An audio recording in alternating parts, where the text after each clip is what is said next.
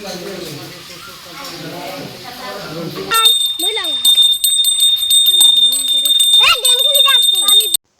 বন্ধু বান্ধৱীসকল, কি খবৰ আপোনালোকৰ? আশা কৰোঁ সকলোৱে ভালে আছে। আৰু আজি হৈ গ'ল আমাৰ শহুৰ দেউতাৰ তিথি। তো তিথিত আমি গাঁৱত আহিছোঁ আৰু আপোনালোকক দেখাই আছোঁ আমাৰ দেউতাৰ তিথিটো আমি কেনেদৰে পালন কৰোঁ বাৰু। তো দেউতাৰ উপলক্ষে আমি শ্ৰাদ্ধ কৰিম বুলি ভাবিছোঁ। এয়া চাওক আমাৰ ধুনু মোৰ হাজবেণ্ডে এয়া শ্ৰাদ্ধৰ পৰা কৰি আছে। যিখিনি মানুহ শ্ৰাদ্ধত আহিব তেওঁলোকক ভাতৰ ব্যৱস্থা কৰা হৈছে। এতিয়া তৈয়াৰী চলি আছে পুৰা। মই আহিছোঁ গাখীৰ গৰম কৰিবলৈ, চাহ দিব লাগিব নহয় যিসকলে আহিব।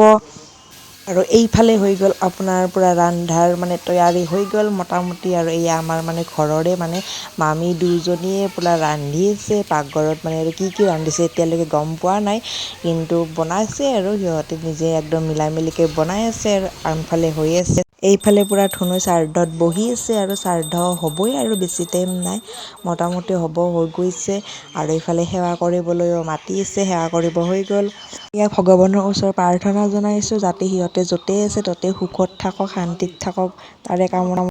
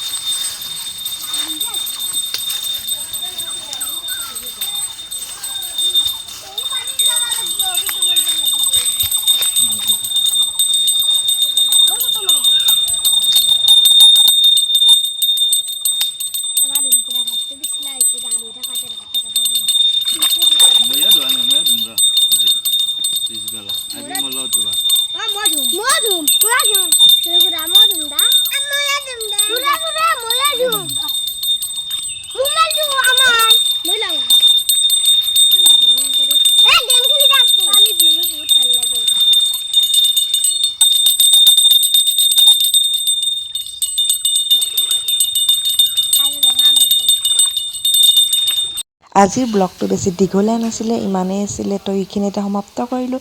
যিসকলে ভিডিঅ'টো চাই ভাল পালে লাইক কৰিব, কমেণ্ট কৰিব, নতুনকৈ অহাবিলাকে ছাবস্ক্ৰাইব কৰিবলৈ নাপাহৰিব। আৰু বাই বাই ফ্ৰেণ্ড।